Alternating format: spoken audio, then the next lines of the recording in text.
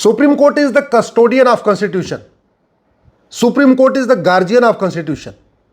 यह supreme court ने खुद अपने कई फैसलों में कहा है। इसका मतलब यह हुआ संविधान की रक्षा करना यह सुप्रीम कोर्ट का दायित्व है, संविधान के अनुसार कार्य हो यह देखना भी सुप्रीम कोर्ट का कार्य है, और कोई गैर संवैधानिक कार्य हो जाए उसको खत्म करना, उसको ठीक करना यह भी सुप्रीम कोर्ट का कार्य है। इसलिए आज मैं माननीय सुप्रीम कोर्ट के जजेस से कुछ बेसिक सवाल पूछ रहा हूं और प्योर कॉन्स्टिट्यूशनल सवाल पूछ रहा हूं। पहला सवाल यह कि संविधान का कौन सा आर्टिकल मजहब के आधार पर नियम कानून बनाने की इजाजत देता है? संविधान का कौन सा प्रावधान, कौन सा आर्टिकल मजहब के आधार पर माइनॉरिटी कमीशन और माइनॉरिटी अफेयर मिनिस्ट्री बनाने की इजाजत देता है? संविधान का कौन सा आर्टिकल, कौन सा प्रावधान मजहब के आधार पर वक्फ बोर्ड और वक्फ ट्रिब्यूनल बनाने की इजाजत देता है? संविधान का कौन सा प्रावधान मजहब के आधार पर लोन देने, वजीफा देने या और दूसरी चीजों को देने का इजाजत देता है? संविधान का कौन सा प्रावधान मदरसा खोलने की इजाजत देता है? क्योंकि आर्टिकल 30 की बार बार बात आती है, इसलिए मैं आज फिर से पूछ रहा हूं कि क्या भारत के संविधान का आर्टिकल 30 मदरसा खोलने की इजाजत देता है? क्या आर्टिकल 25 जो फ्रीडम ऑफ रिलीजन देता है वो फ्रीडम ऑफ कन्वर्जन भी देता है क्या? क्या आर्टिकल 19 जो फ्रीडम ऑफ स्पीच देता है वो फ्रीडम ऑफ हेट स्पीच भी देता है क्या? आर्टिकल 26 जो लोगों को अपना रिलीजियस प्लेस बनाने की छूट देता है, क्या वो हिंदुओं को देता है कि नहीं? ये सवाल मैं इसलिए पूछ रहा हूं क्योंकि 4 लाख मठ मंदिर सरकार के कंट्रोल में है, एक भी मजार, दरगाह, मस्जिद, चर्च सरकार के कंट्रोल में नहीं है, जबकि आर्टिकल 26 कहता है सबको अपने अपने रिलीजियस प्लेस बनाने की छूट है। यह सवाल मैं इसलिए पूछ रहा हूं कि आर्टिकल 25 में जो फ्रीडम ऑफ रिलीजन है उसके नाम पे फ्रीडम ऑफ कन्वर्जन चल रहा है। साम दाम दंड भेद द्वारा हॉस्पिटल में कन्वर्जन हो रहा है, चंगाई सभा चला चला के कन्वर्जन हो रहा है, स्कूलों में कन्वर्जन हो रहा है। इसलिए चूंकि माननीय सुप्रीम कोर्ट संविधान की व्याख्या करते हैं, इसलिए मैं सीधे सीधे पब्लिकली पूछ रहा हूं और मैं आप लोगों से भी निवेदन करता हूं, इस वीडियो को अपने जान पहचान के सभी नेताओं को, अभिनेताओं को, लेखकों को, बुद्धिजीवियों को, पत्रकारों को, कलमकारों को भेजिए। अपने जान पहचान के जितने आपके आईएएस हैं, जजेज हैं, उनको भी भेजिए। आपके जान पहचान में जितने प्रोफेसर्स हैं, यूनिवर्सिटीज के प्रोफेसर हैं, वाइस चांसलर, उनको भी भेजिए। इन सवालों पर सार्वजनिक चर्चा करना जरूरी है। एक सवाल यह भी है कि जब भारत में सबको लिखने की, पढ़ने की, बोलने की, सोचने की स्वतंत्रता है, भारत एक सेकुलर देश है, फिर क्या यहां माइनॉरिटी मेजॉरिटी का कॉन्सेप्ट चलना चाहिए क्या? जब भारत में सबको पूरे देश में घूमने, टहलने, उद्योग करने, व्यापार करने, घर बनाने, रोटी, कपड़ा, मकान की स्वतंत्रता है और एक समान स्वतंत्रता है, फिर क्या भारत में माइनॉरिटी मेजॉरिटी का कॉन्सेप्ट चलना चाहिए क्या? जब भारत में सेकुलर शब्द जोड़ दिया, वैसे तो भारत इंप्लाइड सेकुलर है, पहले से सेकुलर है, आज से नहीं हजारों साल से सेकुलर है। भारत में तो कहा ही गया है एकम सत्य, मतलब सत्य एक है, उसको जानने के अलग अलग तरीके हैं। इससे बड़ा सेकुलरिज्म कुछ हो ही नहीं सकता। भारत में शैव भी हैं, वैष्णव भी हैं, शाक्त भी है, साकार ब्रह्म की उपासना करते हैं, निराकार ब्रह्म की उपासना करते हैं, शंकर जी की, विष्णु जी की करते हैं तो दुर्गा जी, लक्ष्मी, सरस्वती जी की भी करते हैं। कुछ करते हैं, कुछ नहीं करते हैं। इससे बड़ा सेकुलरिज्म क्या हो सकता है? सबको पूरी तरीके से अपनी धार्मिक स्वतंत्रता है, अपने पंथ की स्वतंत्रता है, सोचने की स्वतंत्रता है, लिखने की स्वतंत्रता है, बोलने की स्वतंत्रता है। ऐसे में क्या इस देश में माइनॉरिटी मेजॉरिटी के कॉन्सेप्ट की जरूरत है क्या? अब मैं आता हूं मुख्य बात मदरसे के ऊपर। पूरे देश में मदरसे चल रहे हैं, मदरसा बोर्ड बना हुआ है, मदरसे के द्वारा निकली गई जो मदरसे का जो सर्टिफिकेट है उसके बेस पर नौकरियां मिल रही हैं, और भारत का संविधान मदरसा खोलने की इजाजत ही नहीं देता। आर्टिकल 27 साफ साफ कहता है कि आप जो है मजहब को प्रमोट करने के लिए 1 रुपए खर्च नहीं करेंगे। जो जनता का टैक्स का पैसा है, income tax, toll tax, road tax, VAT, TDS, जो कुछ आ रहा है, ये रिलीजियस किसी भी प्रमोट करने के लिए नहीं होगा। और मदरसों में क्या होता है? रिलीजन को प्रमोट किया जाता है। मदरसा है क्या?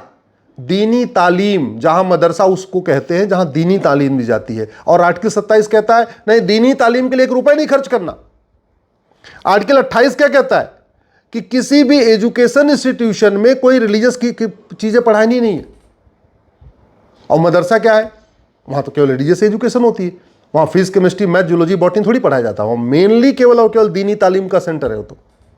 और आर्टिकल 30 के आड़ में जो मदरसा चल रहा है, जरा उस आर्टिकल 30 को मैं आप लोगों को सबसे निवेदन करता हूं, एक बार ध्यान से पढ़िए। आर्टिकल 27 में क्या कहा है एक बार मैं आपको बताता हूं। आर्टिकल 28 में लिखा है no religious instruction shall be provided in any education institution. Article 28 कह रहा है किसी भी एजुकेशन इंस्टीट्यूशन में कोई भी रिलीजियस टीचिंग नहीं दी जाएगी। और जिस आर्टिकल 30 के नाम पे ये मदरसे चल रहे हैं, उस आर्टिकल 30 में क्या कहा गया है कि माइनॉरिटीज है right to establish and administer education institution. इसका मतलब ये हुआ अगर आर्टिकल 30 को आर्टिकल 27 और आर्टिकल 28 के साथ पढ़ा जाए, सेकुलरिज्म के साथ पढ़ा जाए, आर्टिकल 14-15 के साथ पढ़ा जाए, तो कहने का मतलब ये हुआ आर्टिकल 30 ये कहता है कि जो माइनॉरिटी है इनको भी engineering college, medical college, law college, BEd college खोलने की स्वतंत्रता है, मदरसा खोलने की स्वतंत्रता नहीं है। इसका मतलब मदरसे से सरकार का कोई कनेक्शन होना ही नहीं चाहिए। मदरसे की डिग्री किसी भी सरकारी नौकरी में यूज हो ही नहीं सकती। मदरसे केवल और केवल प्राइवेट चल सकते हैं और बस वो दीनी तालीम सिखा सकते हैं। मदरसे का जो आमिल है या फाजिल है या जो भी और भी सर्टिफिकेट मिलते हैं, उससे किसी को चपरासी की नौकरी भी नहीं मिलनी चाहिए, होमगार्ड की नौकरी नहीं मिलनी चाहिए, कांस्टेबल की भी नहीं मिलनी चाहिए। और यहां मदरसे के सर्टिफिकेट से लोग प्रोफेसर बन रहे हैं और आईएएस भी बन रहे हैं।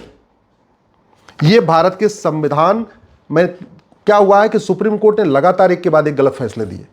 सुप्रीम कोर्ट का एक गलत फैसला इस देश को बर्बाद कर सकता है। और सुप्रीम कोर्ट ने तो माइनॉरिटी के मामले में एक नहीं कई गलत फैसले दिए। पहला गलत फैसला जो सुप्रीम कोर्ट ने माइनॉरिटी के मामले में दिया 1957 में केरला एजुकेशन बिल में जो दिया था, जिसमें बोला 50% से ज्यादा वाला मेजॉरिटी, 50% से कम वाला माइनॉरिटी। ये पहला गलत फैसला था। दूसरा जो टीम पाई वाले केस में हुआ, जहां माइनॉरिटी को डिफाइन नहीं किया, माइनॉरिटी को डिफाइन करने से हाथ कांप रहे। माइनॉरिटी को डिफाइन नहीं करना चाहते कौन होगा माइनॉरिटी, लेकिन यह कह रहे कि माइनॉरिटी राज्य स्तर पे देखा जाएगा, राष्ट्रीय स्तर पे नहीं। लेकिन यह कहने की हिम्मत नहीं पड़ रही है कि माइनॉरिटी 0.1% होगा, 0.5% होगा कि 1% होगा, या जिसकी जनसंख्या 1 करोड़ से कम है वो माइनॉरिटी होगा, या जिसकी जनसंख्या 1% से कम है वो माइनॉरिटी कम होगा। उस पर कोई चर्चा नहीं हुई। तीसरा जो गलत फैसला आया 1986 में, वो बिजान इमैनुअल केस में आया। यह भी गलत फैसला था। चौथा जो सुप्रीम कोर्ट ने माइनॉरिटी के मामले में गलत फैसला दिया है वो सेंट स्टीफन केस में दिया है। और फिर अभी जो लेटेस्ट एक गलत फैसला दिया है वो प्रमाती एजुकेशन के मामले में दिया है। ये 5 माइनॉरिटी के मामले में सुप्रीम कोर्ट के गलत फैसले आए हैं। मैं क्यों कह रहा हूं गलत फैसले आए हैं, क्योंकि आर्टिकल 30 जिसकी आड़ में ये सब दिया जा रहा है, वो आर्टिकल 30 रिलीजियस एजुकेशन देने की या रिलीजियस एजुकेशन इंस्टीट्यूशन खोलने की इजाजत ही नहीं देता। वो सिंपल एजुकेशन इंस्टीट्यूशन खोलने की इजाजत देता है। आर्टिकल 27 कहता है रिलीजन के लिए, रिलीजन को प्रमोट करने यानी मजहब को प्रमोट करने के लिए एक पैसा खर्च नहीं होगा। आर्टिकल 28 कहता है किसी एजुकेशन इंस्टीट्यूशन में कोई भी मजहबी टीचिंग होगी नहीं। और उसी के आगे आर्टिकल 30 में कहा गया कि माइनॉरिटीज को भी अपना एजुकेशन इंस्टीट्यूशन खोलने का अधिकार है। लेकिन एजुकेशन इंस्टीट्यूशन का मतलब मदरसा नहीं होता, वो तो दीनी तालीम का सेंटर है। एजुकेशन इंस्टीट्यूशन का मतलब engineering college, medical college, law college, intermediate college, high school का कॉलेज, वो इंस्टीट्यूशन जहां सेकुलर शिक्षा दी जाती है उसको एजुकेशन इंस्टीट्यूशन कहते हैं। यहां पे जो मदरसा है वो एजुकेशन इंस्टीट्यूशन नहीं है, वो दीनी तालीम का सेंटर है। उससे भी एक बड़ा गड़बड़ ये हुआ, इवन जो नेशनल माइनॉरिटी कमीशन एक्ट बना 1992 में, इसमें 1992 में कहा कि माइनॉरिटी कौन होगा, तो बोला केंद्र सरकार डिसाइड करेगा। केंद्र सरकार ने क्या किया, 1993 में माइनॉरिटी डिक्लेयर कर दिया, मुस्लिम्स को, पारसी को, ईसाई को, बौद्ध को, सिख को। लेकिन कोई सर्वे नहीं कराया, कोई कमीशन नहीं बनाया, कोई पूरा देश में कोई डिस्कशन नहीं हुआ, न किसी ने डिमांड किया हमको माइनॉरिटी डिक्लेयर कर दो, न कोई रिकमेंडेशन थी, अपने आप बैठे बैठे माइनॉरिटी डिक्लेयर कर दिया।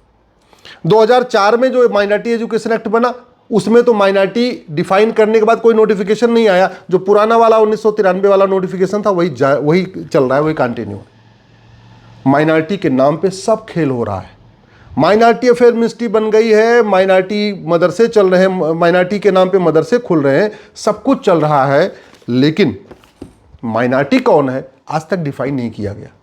इसलिए मैं कहता हूं, न सुप्रीम कोर्ट माइनॉरिटी को डिफाइन करना चाहता है, न संसद में माइनॉरिटी को डिफाइन करने पे कोई चर्चा हो रही है। माइनॉरिटी कौन है ये सुप्रीम कोर्ट को नहीं पता। माइनॉरिटी कौन है ये संविधान में कहीं नहीं लिखा। माइनॉरिटी कौन है ये माइनॉरिटी एजुकेशन एक्ट में नहीं लिखा। इसके बावजूद भी लगभग 5,000 करोड़ रुपए केंद्र सरकार खर्च कर रही है। राज्य सरकारें भी कोई 1,000 करोड़ रुपए खर्च कर रही है, कोई 1,500 करोड़ खर्च कर रही है, कोई 2,000 करोड़ खर्च कर रही है। लेकिन माइनॉरिटी को डिफाइन करने पे चर्चा नहीं हो रही है। मेरा मानना है ये जो आर्टिकल 25 से 30 है, इसके ऊपर पूरे देश में चर्चा होनी चाहिए। सभी यूनिवर्सिटीज़ में, खासतौर पे जितने लॉ कॉलेज हैं, वहाँ आर्टिकल 25 से 30 के ऊपर सेमिनार होना चाहिए। आर्टिकल 25 से 30 आया क्यों, सेकुलरिज्म का मतलब क्या है, क्या जहाँ सेकुलरिज्म होता है वहाँ माइनॉरिटी मेजॉरिटी का कॉन्सेप्ट चलता है, भारत में क्या रिलीजियस माइनॉरिटी की ज़रूरत है क्या, या केवल लिंग्विस्टिक माइनॉरिटी होना चाहिए, इसकी बहुत गंभीरता के साथ चर्चा ज़रूरी है। मैं अपनी तरफ से प्रयास कर रहा हूं, लेकिन मैं आप लोगों से हाथ जोड़ के निवेदन कर रहा हूं, अगर आपके आसपास में कहीं लॉ के जो प्रोफेसर्स हैं या यूनिवर्सिटी के वाइस चांसलर्स हैं, उनको मिल के कहिए वो भी वहां पे चर्चा करवाएं, पब्लिक डिबेट करवाएं, पब्लिक डिस्कोर्सेज पे होना चाहिए। और अगर आप किसी जज साहब को जानते हैं तो जज साहब को ये वीडियो ज़रूर भेजिएगा।